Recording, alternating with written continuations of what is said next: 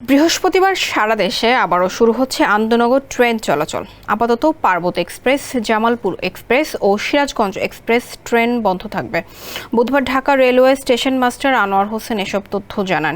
তিনি বলেন, ট্রেন চলাচল শুরু করতে সব ধরনের প্রস্তুতি নিয়েছে বাংলাদেশ রেলওয়ে। সেনাবাহিনীর পাশাপাশি এর নিরাপত্তায় কাজ করবে নিজস্ব বাহিনী। দীর্ঘ ২৭ দিন বন্ধ থাকার পর বৃহস্পতিবার সারা দেশে চলবে আন্তনগর ট্রেন। যমুনা রেফ্রিজারেটর, খাবার ফ্রেশ তো লাইফ জম্পেশ।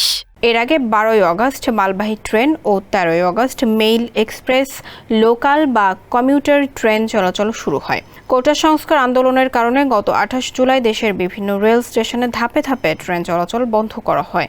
এক পর্যায়ে সারা দেশে কারফিউ জারি হলে ১৯ জুলাই পুরোপুরি বন্ধ হয়ে যায় ট্রেন চলাচল। এদিকে গত ১ থেকে ৩ আগস্ট সীমিত পরিসরে কমিউটার ট্রেন চলে।